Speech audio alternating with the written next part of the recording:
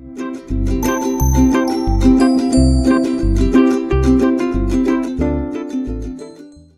vous inquiétez pas de votre manger ou de boire. Votre vie en est mieux.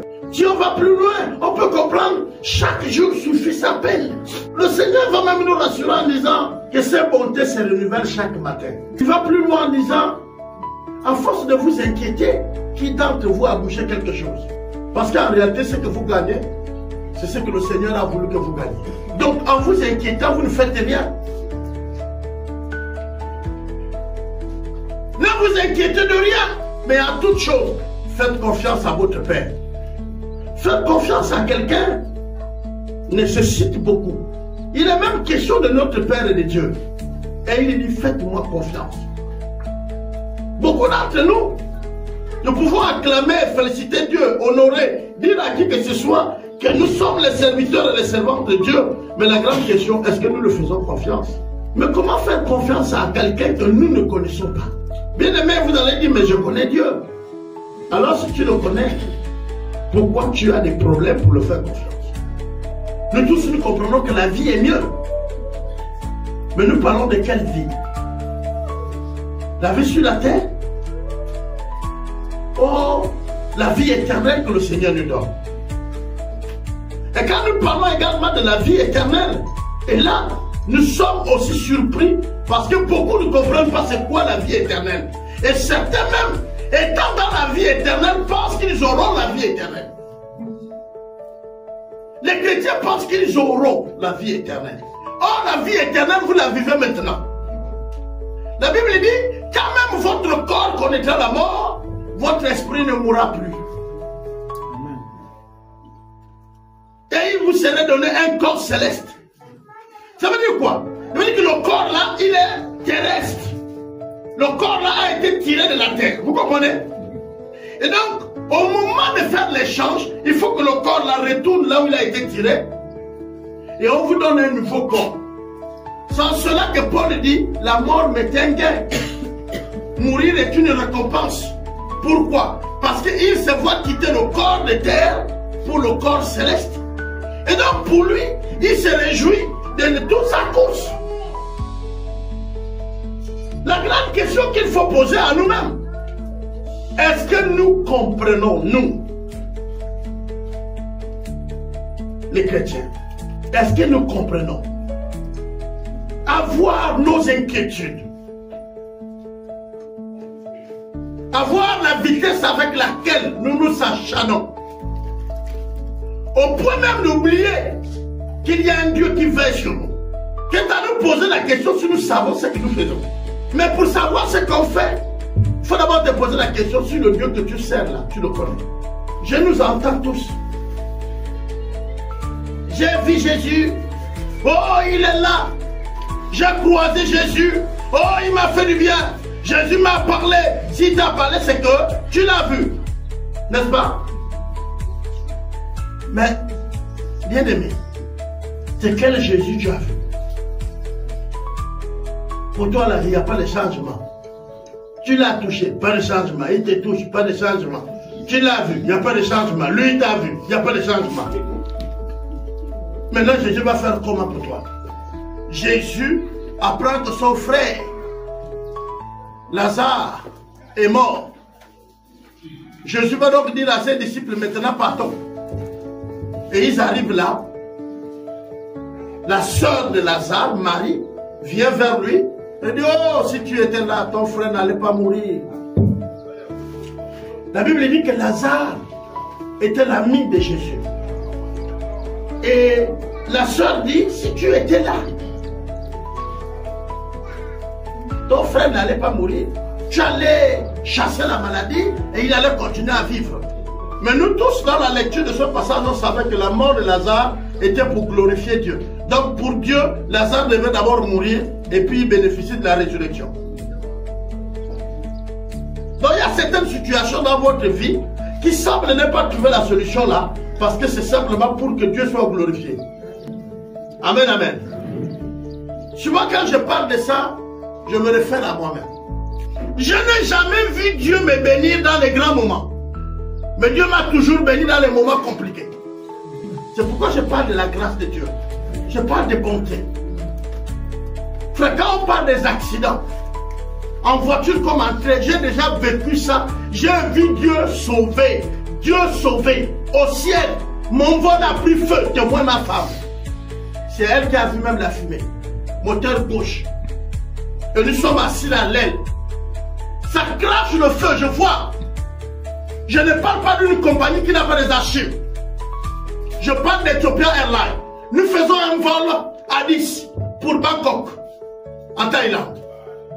Après 2 heures de vol, la 3e heure, ma femme me dit, on dirait qu'il y a la fumée ici. Je regarde, le moteur est tout rouge. Il a pris feu. Je dis à ma femme, non, c'est parce qu'il frappe dans les nuages. Juste pour qu'elle n'a pas peur. Mais en réalité, on change de place. Je me mets vers le côté. Dans les minutes qui suivent, le pilote vient nous voir et il nous dit, ne paniquez pas pour que tout le vol ne panique pas. Parce qu'eux, ils avaient déjà vu ça. Or, pendant ce temps, ils étaient en train de vider le kérosène pour qu'on fasse retour sur A10. Pourquoi? Parce qu'on ne peut pas atterrir avec le kérosène plein dans les moteurs. Et donc, l'avion a réatterri à 10. On nous a gardés là, en nous mettant de l'eau à l'aéroport, près de 1 heure ou 2 heures.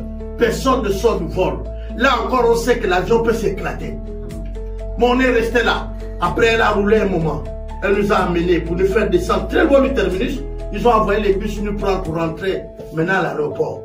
Moi, j'ai vu Dieu faire ça pour moi. On m'a affecté à la Lopé. Je ne connaissais pas la Lopé. Je n'avais pas de maison pour louer à la Lopé. Je dois aller avec ma femme. Nous, ma femme et moi, avons fléchi, pris les genoux, la mis à terre pour dire, Seigneur, nous ne connaissons pas la Lopé. Mais nous sommes en train d'aller à Libreville en mission. Mais permet que nous visitons la Lopé. Si possible, permet que nous trouvions une maison. Nous sommes arrivés à la Lopé. Le train est tombé en panne. À 4 heures. Nous sommes descendus du train.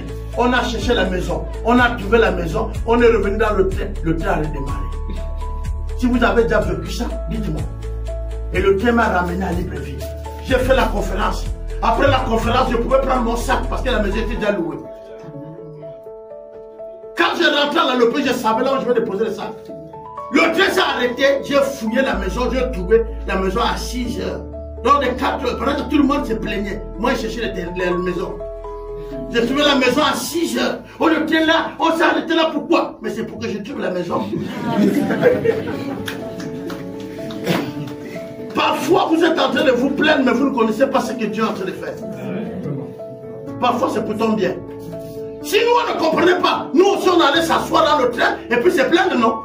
Mais nous sommes descendus à 4 heures, fouiller la maison, dans la Lopé, trouver notre maison, trouver le propriétaire de la maison, discuter avec lui. Et je vais encore vous surprendre, c'est que le propriétaire nous laisse la maison cadeau pour 6 mois.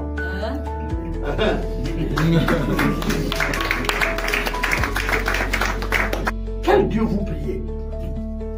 Le Jésus là, vous l'avez vu. S'il ne faut changer la phrase. Oh, j'ai vu Jésus. Il m'a parlé. Tu l'as vu. Et puis, on toujours un mot.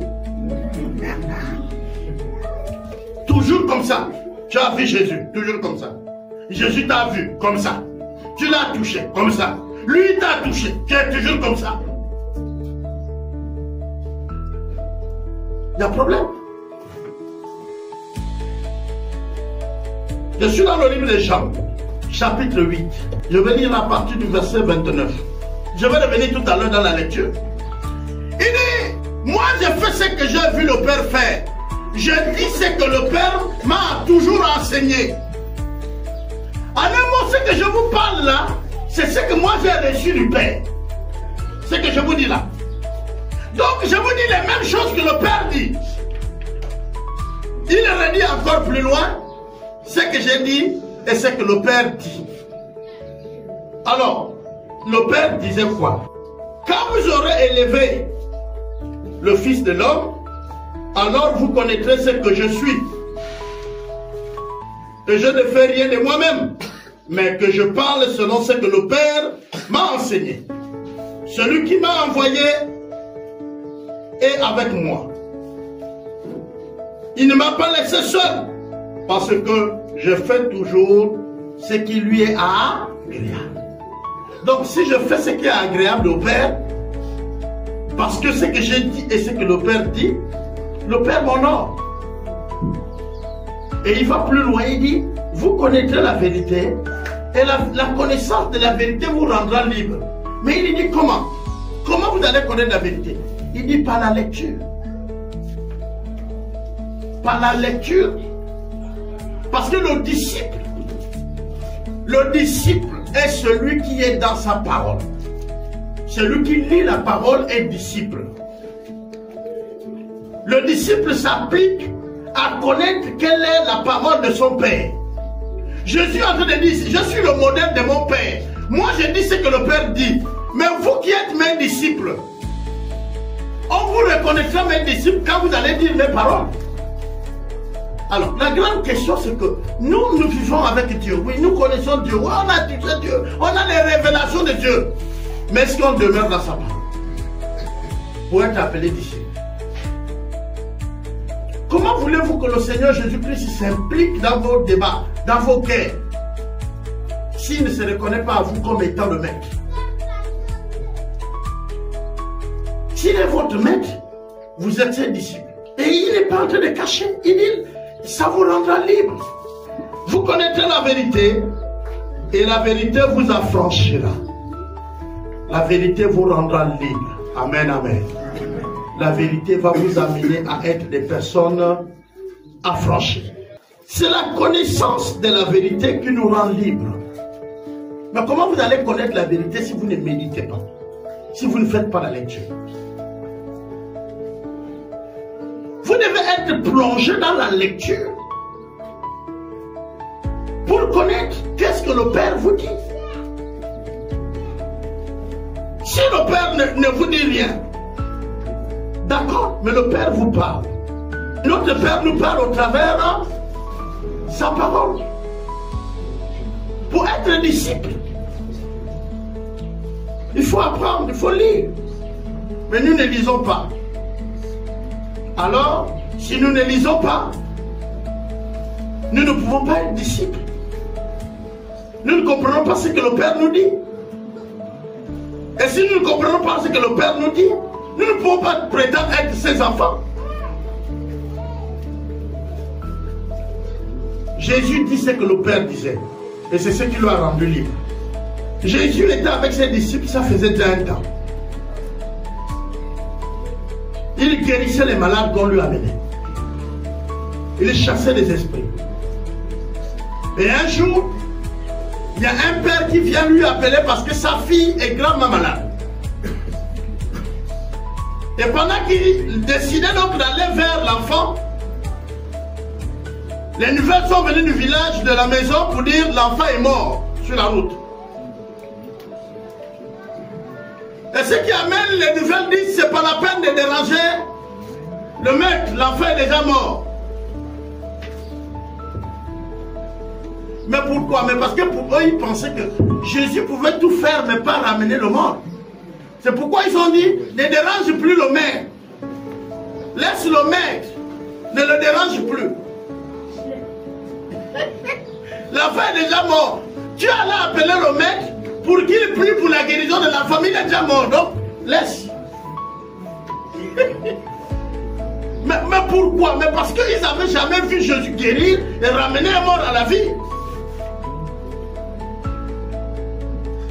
Mais Jésus a dit aux disciples, allons-y. Et vous savez, l'un des problèmes que nous on a, c'est que dans notre vie, on a des paramètres que nous on pense que Jésus ne peut rien faire.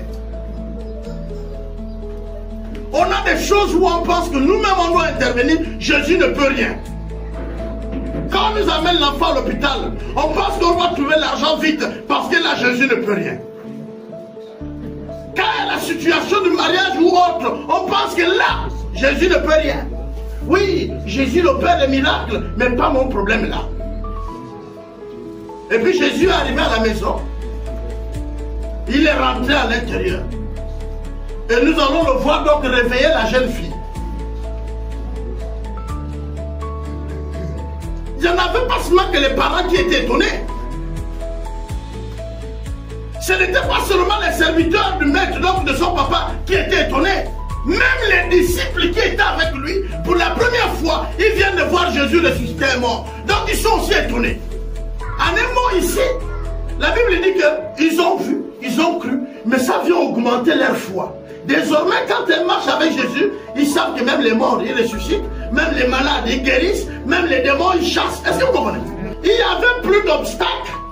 Donc, comment ils croyaient en leur maître qui était là devant eux? Parce qu'ils ont déjà vu guérir le malade. Ils ont déjà vu chasser les esprits. Ils ont déjà vu ressusciter les morts. Et puis on lui dit, bon, il y a l'impôt à payer. Piège. Là, on parle de l'argent. On dit, oui, mais il guérit les malades. Mais l'argent qui est reproduit dans nos machines, il va trouver ça où? Oui, il guérit les malades. Il ressuscite les morts. Ça, c'est Dieu qui fait ça, hein, non? C'est Dieu qui a fait le corps humain. Mais Dieu ne fait pas l'argent.